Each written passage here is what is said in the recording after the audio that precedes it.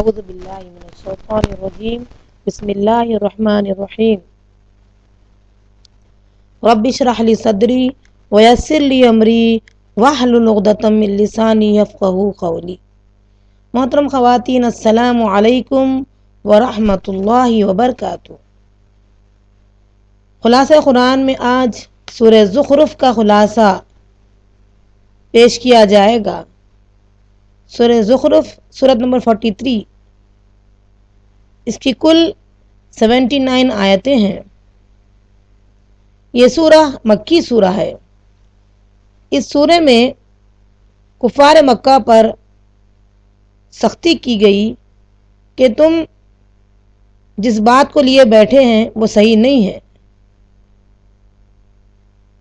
پھر کہا جا رہا ہے کہ تمہارے باپ دادا جو کام کر گزرے وہی تم کرو گے، گرچہ کہ ان کے یہاں عقل نہ ہو، وہ عقل والے نہ ہو۔ اگر تم یہ بات کہتے ہو تو ابراہیم علیہ السلام بھی تمہارے باپ ہیں، وہ تو توحید پرست تھے۔ تمہیں اپنانا ہی ہے، باپ دادا کی تقلید کرنا ہی ہے، تو تم ابراہیم علیہ السلام کی تقلید کیوں نہیں کرتے؟ پھر آگے کہا جا رہا ہے کہ محمد صلی اللہ علیہ وسلم کی رسالت کا انکار کر رہے ہو، صرف اس بنیاد پر کہ ان کے پاس دھن اور دولت نہیں ہے، اور اس سے پہلے فرعون نے بھی انکار کیا تھا اسی بنیاد پر کہ موسیٰ علیہ السلام کے پاس دھن دولت نہیں تھی۔ کیا انجام ہوا فرعون کا؟ وہی انجام تمہارا بھی ہوگا۔ آگے ان کی شبہات اور ان کے اعتراضات کا جواب دیا جا رہا ہے۔ جن کو وہ مانا کرتے تھے ان پر گرفت کی جا رہی ہے کہ ان کا عقیدہ صحیح نہیں ہے۔ سورہ کا آغاز یوں ہے: حامیم، یہ واضح کتاب کی قسم، ہم نے قرآن کو عربی زبان میں اتارا ہے تاکہ تم سمجھ سکو۔ نبی کی رسالت کے بارے میں کہا جا رہا ہے کہ ہم نے آپ سے پہلے کتنے رسولوں کو بھیجا، جتنے بھی رسول آئے ہیں، جن قوموں نے بھی نبیوں کو جھٹلایا ہے وہ ان سے بھی زیادہ سخت طاقتور تھے۔ ہم نے انہیں پکڑ لیا اور ان کا انجام کیا ہوا؟ آگے کفار مکہ سے کہا جا رہا ہے: اے انکار کرنے والوں، مان جاؤ ورنہ تمہارا انجام بھی یہی ہوگا جو ان کا تھا۔ پھر کہا جا رہا ہے: پوچھئے ان سے کہ آسمان اور زمین کو کس نے پیدا کیا؟ وہ کہیں گے اللہ۔ ان سے پوچھئے بارش کو کس نے نازل کیا؟ تو کہیں گے اللہ۔ ان سے پوچھئے کہ رات اور دن کو کون گردش میں لاتا ہے؟ تو کہیں گے اللہ۔ جس نے ہر چیز کو جوڑے جوڑے بنایا۔ غور کرو، اس دنیا میں اللہ رب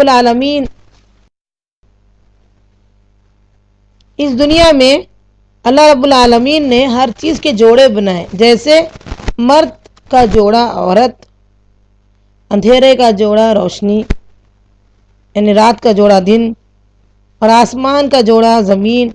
اسی طرح دنیا کا بھی ایک جوڑا ہوگا اور وہ ہے آخرت۔ اللہ کی نشانی تو وہ ہے جب تم سواری پر سوار ہوتے ہو تو غور کرو، سواری کیا ہے؟ یہ اللہ کی نشانی ہے۔ خواہ وہ سواری گھوڑے کی ہو، بیل گاڑی کی ہو، یا موٹر سائیکل ہو، یا ہوائی جہاز، جو بھی سواری پر تم سوار ہوتے ہو، تم پر لازم ہے کہ تم یہ دعا پڑھیں: سبحان الذی سخر لنا ھذا وما کنا لہ مقرنین وانا الی ربنا لمنقلبون۔ اے اللہ، تمہارے لیے اسے مسخر کر دیا، اسے کنٹرول میں لا دیا، ماتحت کر دیا، ہم اس کی طاقت نہیں رکھتے۔ 3 بار اللہ اکبر کہہ کر نبی صلی اللہ علیہ وسلم یہی دعا پڑھتے تھے۔ آگے تذکرہ ہو رہا ہے کفار مکہ جن عقیدوں کو اپنایا تھا اس عقیدے کی گمراہی بیان کی جا رہی ہے۔ کفار مکہ کہا کرتے تھے کہ فرشتے معاذ اللہ اللہ کی بیٹیاں ہیں۔ کیا وہ اس وقت موجود تھے جس وقت اللہ نے پیدا کیا فرشتوں کو؟ تو کیا انہوں نے دیکھا کہ وہ بیٹیاں ہیں اللہ کی، مؤنث ہے، فیمیل ہے؟ غور طلب بات ہے۔ آگے اللہ تعالیٰ فرما رہے ہیں انسان بڑا ہی ناشکرا ہے، ان لوگوں نے تو اللہ کے لیے تجویز کی اور اپنے لیے لڑکے۔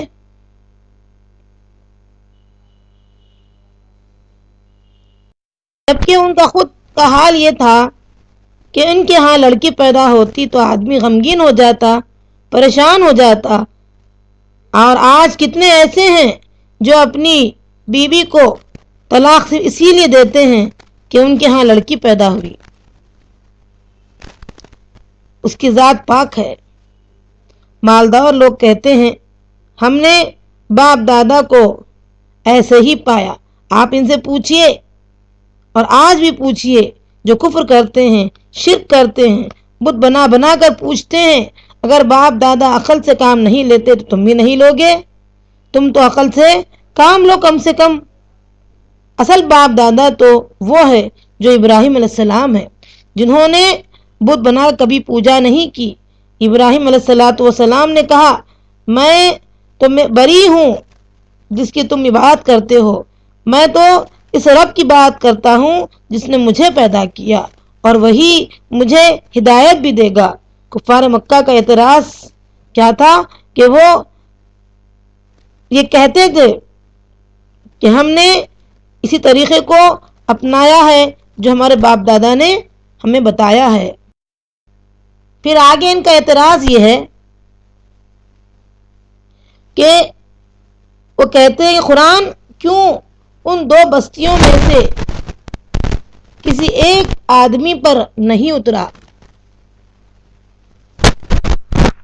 قرآن ایک آدمی جو مکے کے ولید بن عتبہ تھا اور دوسرے طائف کے عروہ بن مسعود پر اترتا، محمد صلی اللہ علیہ وسلم پر کیوں اترا؟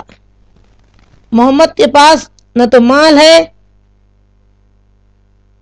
اللہ کہتا ہے کہ یہ رسالت ہم تقسیم کرتے ہیں، ہم جسے چاہتے ہیں نبی بناتے ہیں۔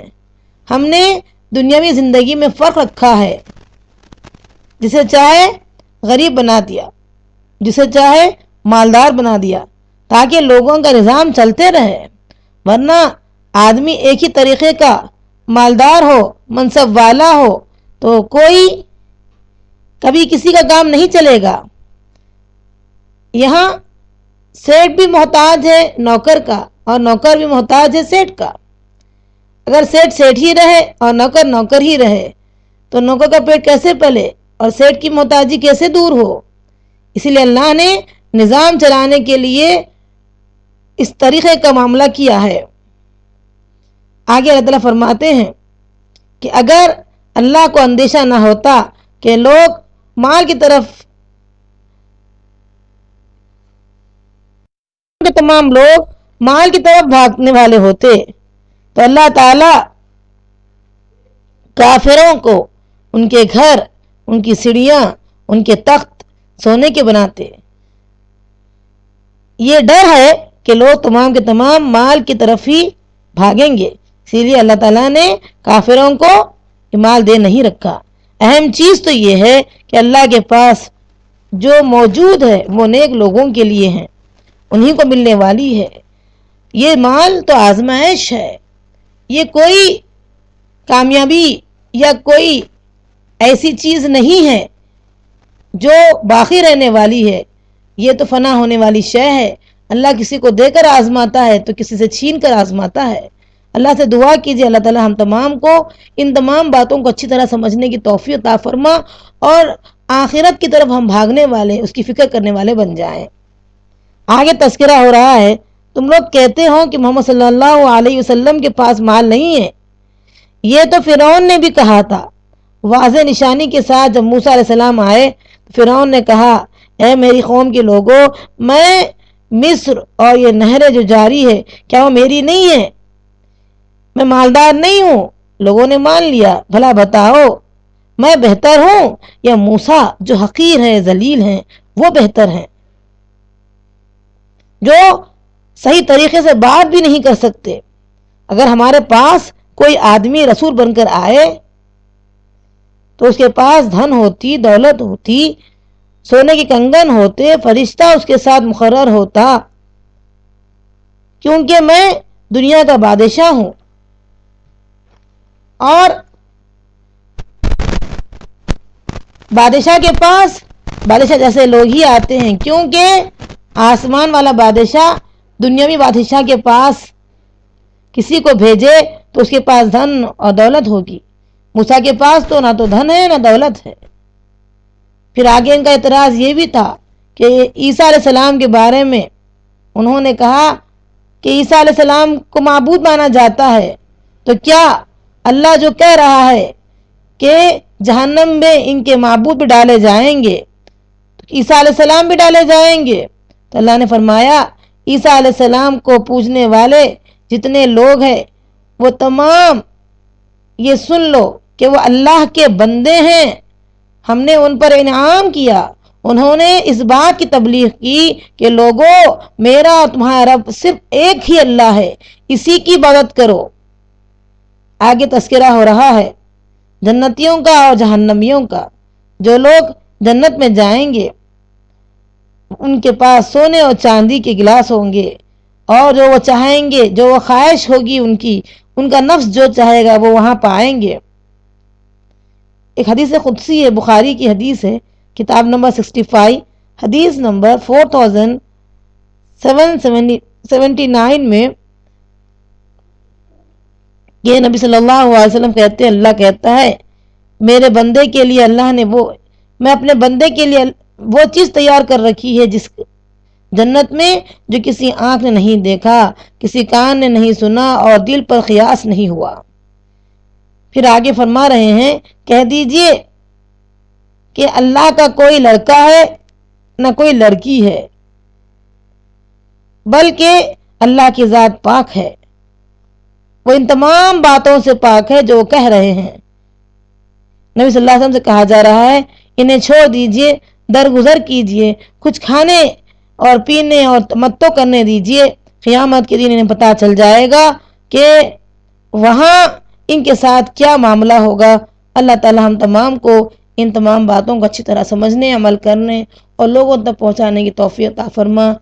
سبحانک اللہم و بحمدک، سبحان ربک رب العزت عما یصفون وسلام علی المرسلین والحمد للہ رب العالمین۔